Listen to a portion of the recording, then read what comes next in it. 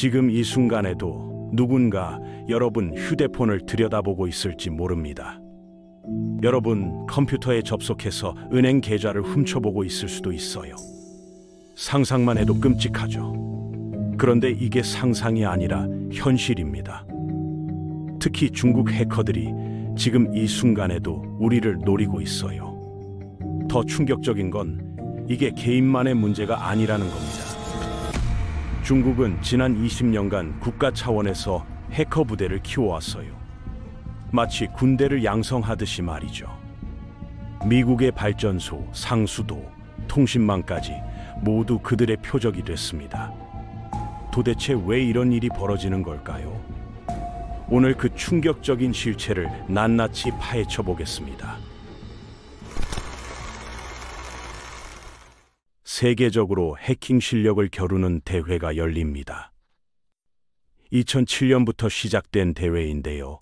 세계 최고의 해킹 전문가들이 모이는 곳이에요. 여기서 오해하지 마셔야 할 게 있습니다. 해커라고 다 나쁜 사람들은 아니에요. 이들은 보안 전문가로서 제품의 약점을 찾아내고 고치는 일을 합니다. 올해는 전기차 충전기도 대상이었어요.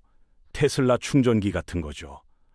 아마 많은 분들이 모르실 텐데 전기차 충전기는 차량과 서로 정보를 주고받아요. 충전소에 차를 꽂고 나중에 돌아와서 충전 끝났으니 운전해서 가는 거잖아요. 그런데 그 사이에 여러분 차가 해킹당했을 수 있다는 겁니다. 며칠 후 다른 충전소에 가면 어떻게 될까요? 여러분 차가 그 충전소도 해킹합니다. 바이러스가 퍼지듯이 계속 번져나가는 거예요. 차량을 장악하면 정말 무서운 일들이 벌어질 수 있어요.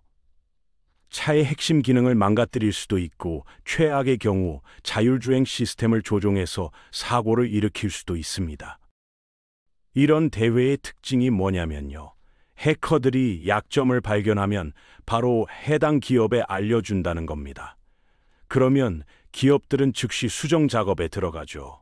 보안 구멍을 막는 거예요. 이게 선순환 구조입니다. 그런데 베트남, 프랑스, 독일, 북미 등 여러 나라 팀들이 참가하는데 중국 팀은 안 보입니다. 왜 그럴까요? 예전엔 중국 팀들이 압도적으로 강했어요. 텐센트나 360 같은 중국 대기업 팀들이 상을 휩쓸었죠. 그런데 2018년을 기점으로 갑자기 모습을 감췄습니다. 이유가 뭘까요? 중국 정부가 자국 팀들의 해외 대회 참가를 금지시켰기 때문입니다. 왜 그랬을까요? 전문가들은 이게 중국이 10년 넘게 준비해온 거대한 계획의 일부라고 말합니다. 중국은 해커들을 해외로 보내는 대신 자국 내에서 키워서 국가를 위해 일하게 만들려는 거예요. 2013년 시진핑 주석이 집권하면서 모든 게 바뀌기 시작합니다. 이때가 중요한 시기였어요. 미국 정보기관 직원이었던 에드워드 스노든이 미국의 감청 실태를 폭로했거든요. 중국 지도부는 이걸 보고 깨달았습니다. 정보전쟁, 사이버 전쟁이 얼마나 중요한지를요. 게다가 중동에서 아랍의 봄이라는 민주화 운동이 일어나는 걸 목격했어요. 인터넷을 통해 국민들이 뭉쳐서 정권을 무너뜨리는 걸 본 겁니다. 중국 공산당은 이게 남의 일이 아니라고 판단했죠. 그래서 엄청난 결단을 내립니다. 사이버 분야에 국가의 모든 역량을 쏟아붓기로 한 거예요.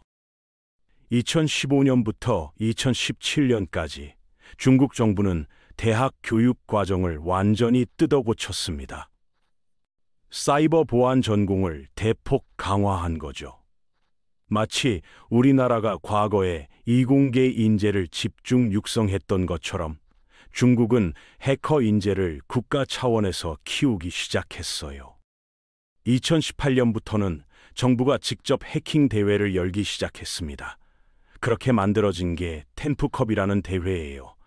그런데 이 대회가 다른 나라 대회와 완전히 다른 점이 있습니다. 발견된 보안 약점을 중국 정보기관에 바로 넘긴다는 거예요. 예를 들어볼게요. 어떤 중국 해커가 아이폰의 보안 허점을 발견했다고 칩시다.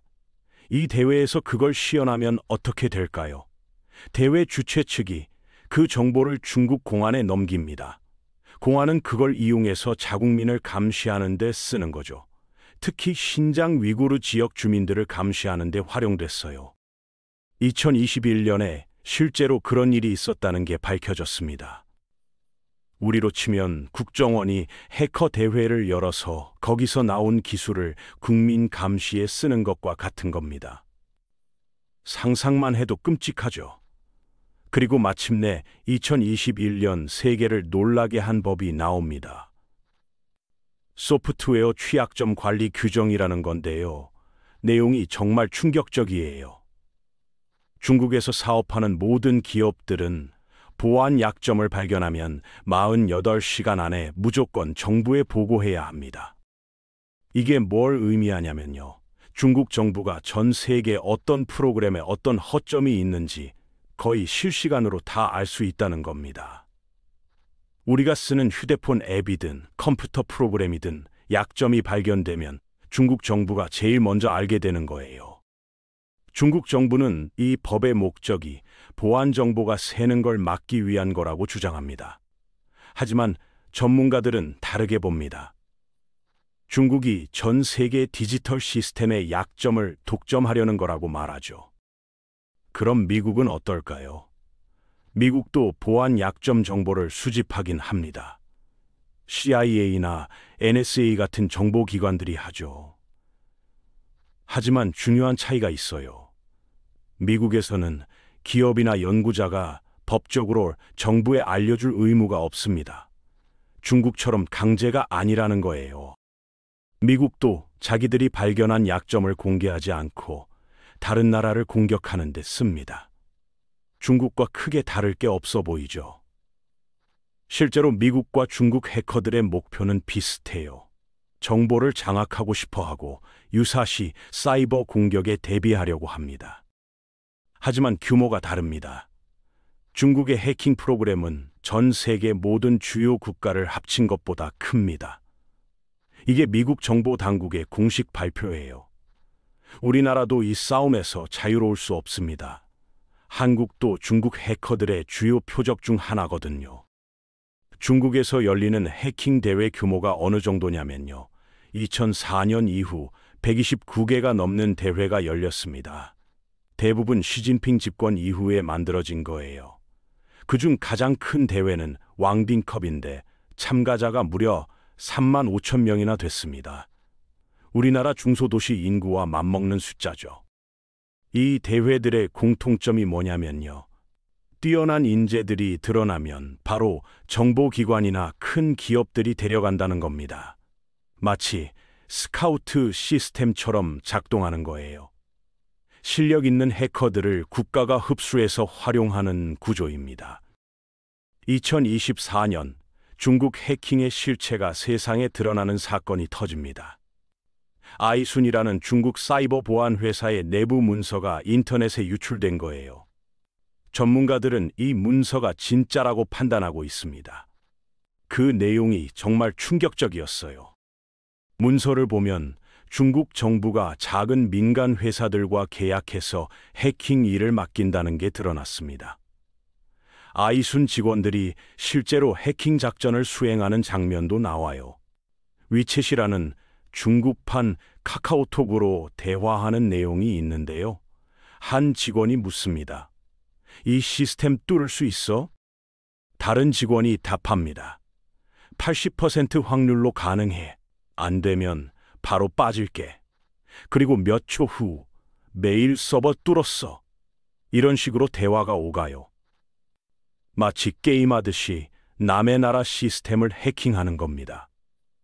더 놀라운 건 이 회사가 누구와 거래했느냐입니다.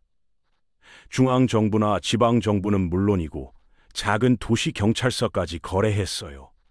우리나라로 치면 서울시 경찰청은 물론이고 강남경찰서, 마포경찰서 같은 작은 단위까지 해킹 회사와 계약한 것과 같습니다. 상상이 가시나요?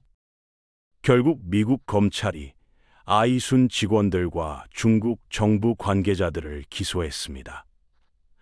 중국 정보기관이 민간 해커들을 고용해서 특정 목표물을 공격했다는 게 미국의 주장이에요. 중국은 당연히 부인했죠. 오히려 미국이 사이버 스파이 짓을 하고 있다고 맞받아쳤습니다. 미국과 중국의 대립은 전 세계로 번졌고 우리도 예외가 아닙니다. 중국 해커들의 표적을 보면 인도, 말레이시아, 대만의 통신회사와 정부기관이 있어요. 영국 정부와 런던의 여러 연구소도 당했습니다. 한국도 안전하지 않아요. 이미 여러 차례 중국발 해킹 시도가 있었다는 게 우리 정부의 발표입니다. 지난 1년간 미국에서만 중국 해커 그룹 2개가 적발됐어요. 하나는 솔트 타이푼이라는 이름인데 미국 재무부를 해킹했습니다. 통신망도 뚫었어요. 버라이즌 AT&T 같은 대형 통신사의 통화 기록이 통째로 털렸습니다. 수많은 미국인의 통화 내역이 중국 손에 넘어간 거예요. FBI는 볼트 타이푼이라는 또 다른 해커 그룹도 찾아냈습니다. 이 그룹은 발전소 상수도 같은 핵심 시설에 침투했어요. 무서운 건 이들의 수법입니다. 전문가들은 이걸 땅속에서 사는 것처럼 산다고 표현해요. 무슨 뜻이냐면요. 그들이 시스템 안에 들어가 있어도 티가 안 난다는 겁니다. 평소에는 아무것도 안 하고 가만히 숨어 있어요. 마치 바이러스가 몸속에 잠복해 있다가 면역력이 떨어지면 활동하는 것처럼요. 그래서 찾아내기가 정말 어렵습니다.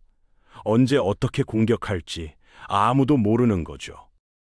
미국의 한 보안 회사는 실제로 어떻게 해킹이 이루어지는지 보여주는 시설을 만들었어요. 발전소나 상수도 시설 같은 핵심 인프라가 어떻게 공격당하는지 재현하는 거죠. 모든 시설이 요즘은 인터넷으로 연결되어 있잖아요. 그게 바로 약점입니다. 해커가 외부에서 네트워크에 침투를 시도합니다. 일반 원격 접속 프로그램을 이용해서 시스템에 들어가요. 그리치고 정상 관리자인 것처럼 로그인합니다. 그 다음엔요? 수도 밸브를 맘대로 조작할 수 있어요. 전기도 끊을 수 있고요. 이게 왜 무서우냐면요. 연쇄 반응이 일어나기 때문입니다. 예를 들어 볼게요. 전기가 끊겼다고 칩시다. 도시 전체가 정전이에요. 병원에는 비상 발전기가 있으니 괜찮겠죠? 그런데 그 발전기를 돌리려면 기름이 필요해요. 정유 공장은요? 거기도 전기가 없습니다. 기름을 만들 수가 없어요. 이렇게 하나씩 무너지는 겁니다. 병원 발전기는 하루 정도는 버틸 수 있어요. 하지만 그 이후엔 답이 없습니다. 환자들이 위험해지는 거죠. 소방서, 경찰서 같은 필수 기관들도 마찬가지고요. 생각만 해도 아찔하죠? 이게 무슨 의미냐면요. 중국과 대만 사이에 전쟁이 나면 미군이 즉각 대응하지 못할 수 있다는 겁니다. 우리나라 입장에서도 남의 일이 아니에요. 한반도 유사시 미군이 제대로 지원하지 못할 수 있다는 뜻이니까요. 중국은 이미 전쟁을 준비하고 있는 겁니다. 총과 탱크가 아니라 키보드로 말이죠. 미국은 50년에서 70년간 정보통신 분야를 발전시켜 왔어요. 중국은 고작 20년입니다. 그런데도 이만큼 따라온 게 놀라운 거죠. 중국이 미국을 추월했다고 보긴 어렵지만 규모 면에서는 이미 압도적입니다. 미국 FBI 국장의 말을 빌리면 중국의 해킹 조직은 전 세계 모든 주요 국가를 합친 것보다 크다고 해요. 그럼 우리는 어떻게 해야 할까요? 솔직히 중국 해커들을 막는 건 거의 불가능합니다. 하지만 국제사회가 함께 규범을 만들고 기술 안전을 지키려는 노력은 계속해야 해요. 서방 국가들이 지금 그 방향으로 가고 있습니다. 여러분도 이제 아셨을 거예요. 사이버 전쟁은 이미 시작됐습니다. 총소리는 안 들리지만 조용히 진행되고 있어요. 우리 개인도 경각심을 가져야 합니다.